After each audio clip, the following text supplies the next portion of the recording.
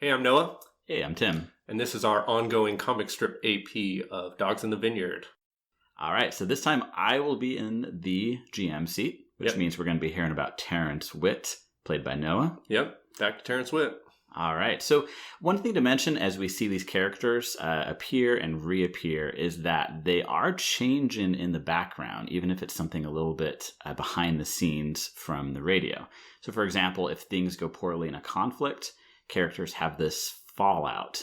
We roll it, it's a number, but it means that something's going to change in their character. Maybe it's a trait, maybe it's an item that they have, or their stats. Another way they change is anytime they go between towns, the things on their character sheet might change just a little bit to reflect what they've gone through, like we'll see with Terrence. For instance, from the last town, I lost my knife because I gave it to that lawyer, but I gained the trait I've shot somebody before after I shot old sister, what's her name?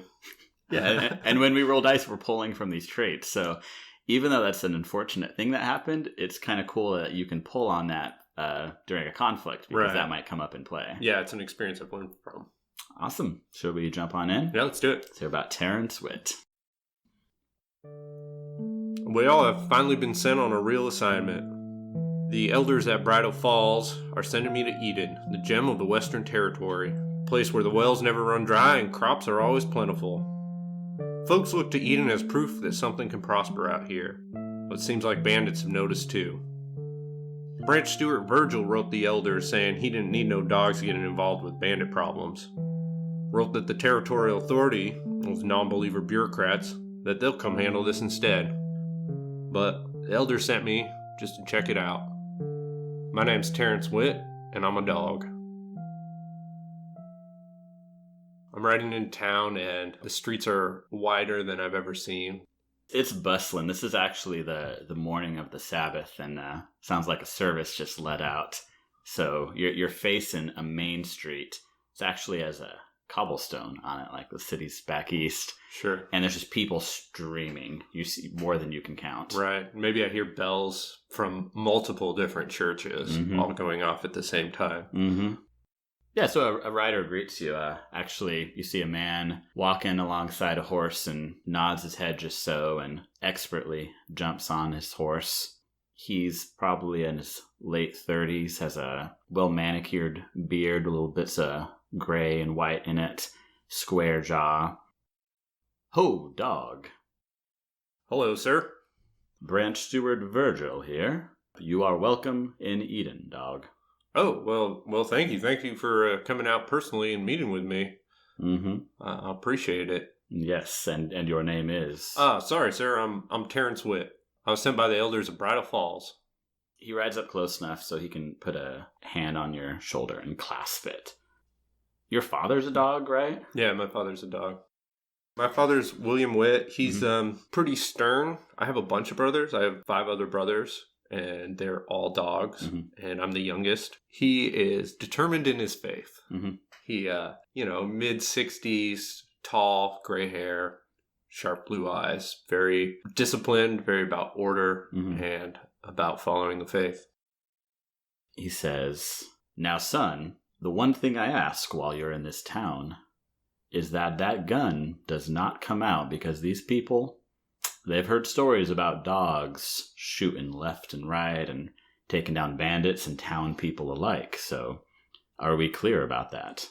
Oh, well, yes, sir. I completely understand. It is never a dog's intention to harm anybody, and I would only bring my gun out if absolutely necessary. He looks at you from a couple angles. You have not ever killed a man, yes? I've never killed somebody, no. I have pulled out my gun in self-defense and shot somebody, but they lived. And he unclasps your shoulder to pat you heartily on the back. He says, "You're a good boy, Terrence Witt. Now, ride with me. Let me show you Eden." Little riding sequence, you know? Yeah, no, I like it. There's like people having to part around, and everyone's looking up at the two of you, rather imposing figures there. He talks about how he became branch steward years ago and never expected this to be anything more than a speck of dust. But he's been proud to see it grow, not the least bit surprised that bandits had become a problem.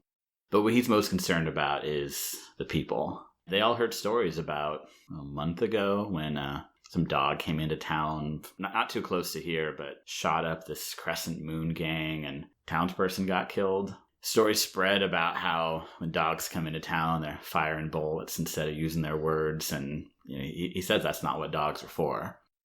The dogs are called to a higher mission, never for a holy war. He explains that the hotel is full. There is a hotel, and that it is somehow full, but invites you to stay with him.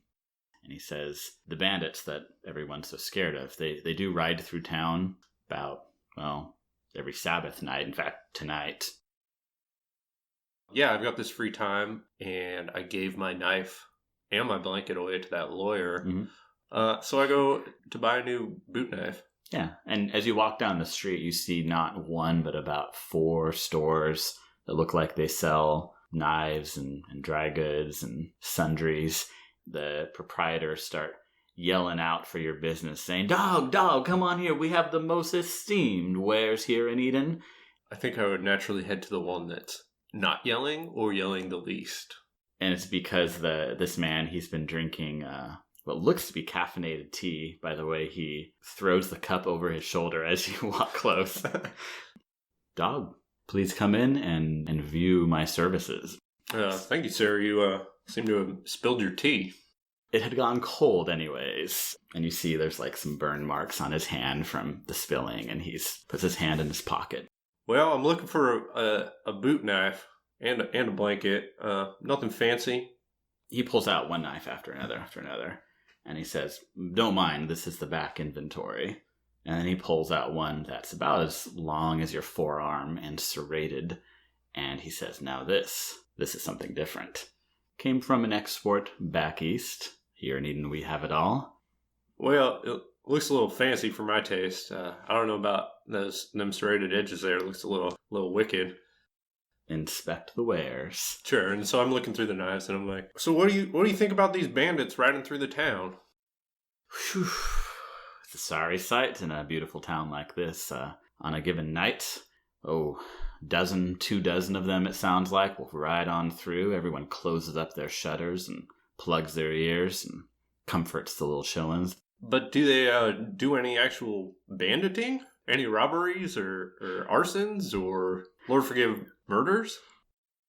Well, come to think of it, nothing much lately. I did hear Sister Henrietta got mighty ill last week, so she had a bit of a cough, but I don't think the bandits did that. And yet they're bringing branch stewards, bringing in the territorial authority. Well, yes, some law and order to this town. Also help with the taxation and with any trade disputes between the businesses, making sure everyone's licenses are in order. While they are faithless, I know they are non-believers, I do welcome the territorial authority. And you are a man of faith, aren't you? Blessed be the King of Life, good dog.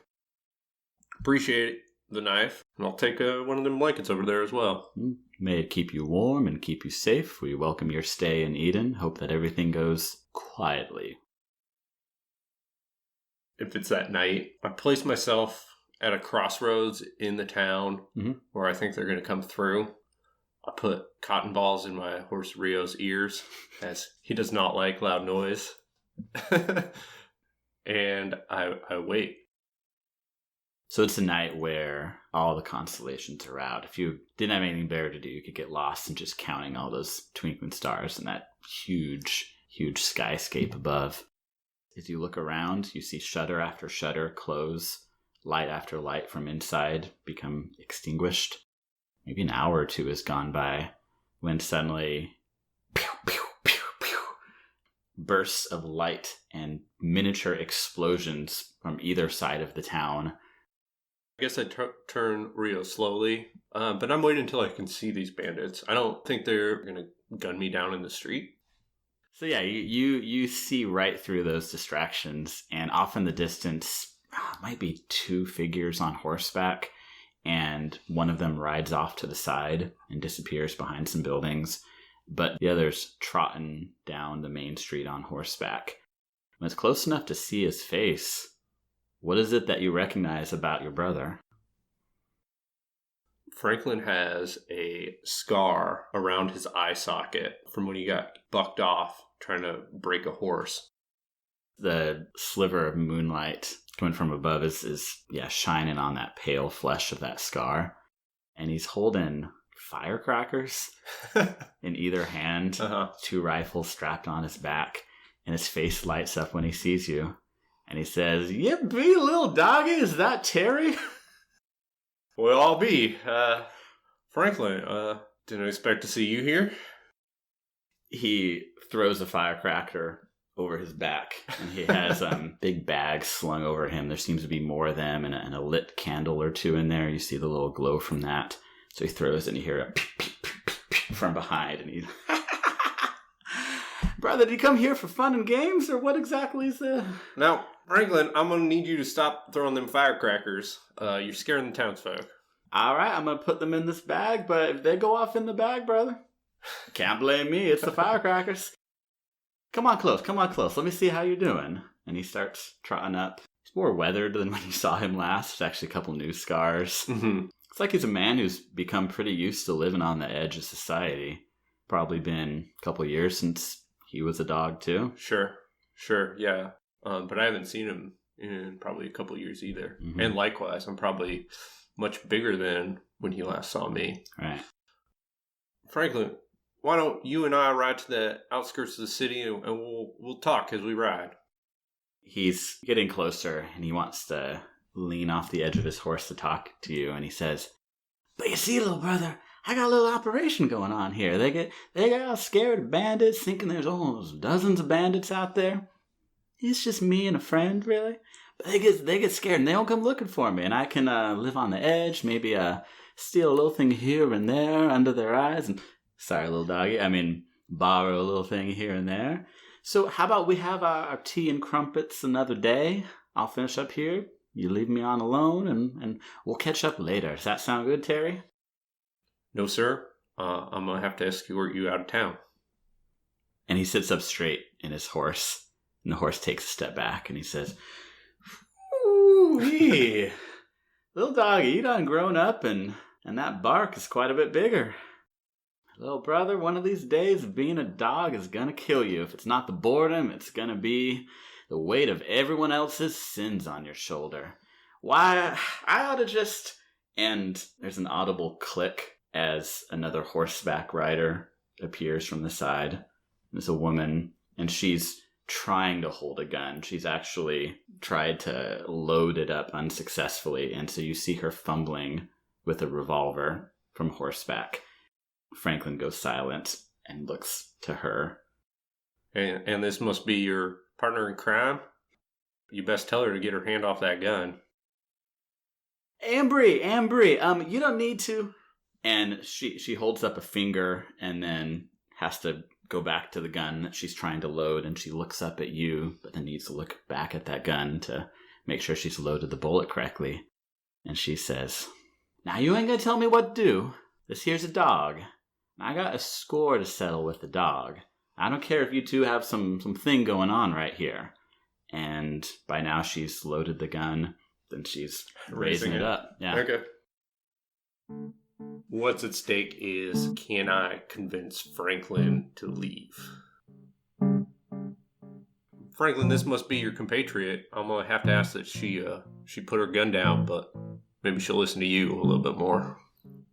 Well, when Sister Ambry gets mad, she don't really listen much to anyone, and since some dogs killed this lover of hers, this Caldine, I don't think Antha could say anything to make her put that gun down. Ain't that right? Now, brother, I don't really spend much time here in Eden, but I keep my ear to the ground, and last I heard, they weren't really wanting much presence of dogs around here, so maybe you're the problem that needs to leave. Maybe you'll help the people rest easy once you saddle on up out of Eden. Well, I may not be wanted here, but Bandits sure as heck ain't wanted either. You're my brother. This doesn't need to come to no bloodshed. How about you, me, and her? We just ride peaceful out of town and call it that. He smiles. He almost looks a little bit proud at the way that you're commanding things here, and he says, "All right, brother. We can go for a little ride, but how about just you and me? Just stroll down the street. Ambry can follow along if she wants, but I feel like we got a little more catching up to do, maybe." Franklin, I'm afraid that will just not do. Now, you have her right up in front of us. Me and you can stay back and talk a little bit. He hangs his head down low, almost comically sad, and he says, "My own flesh and blood won't even have a tete-a-tete with me? Now, that makes me really question our relationship here. But talks about our relationship, I guess we'll have to wait another day, brother. So, Ambry, you better follow, because I'll shoot you if you don't. Gun over here, you crazy wench." And she throws the gun into her saddlebag and sullenly rides up. And Franklin's on one side and Ambry's on the other.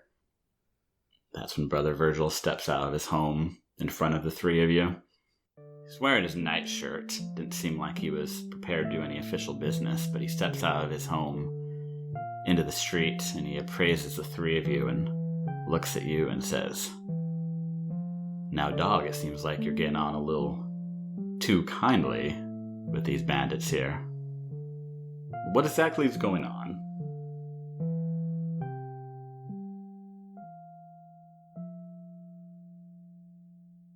Shit. And I did. Who did I kill? Did you kill? I don't know. If you I haven't written on my sheet. I killed someone. Okay, good. Then this is a good time to bring it up. Hi, this is Jason from the Gauntlet Gaming Community. If you enjoyed this episode of Comic Strip AP, please consider supporting the Gauntlet on Patreon. Our page can be found at patreon.com/gauntlet.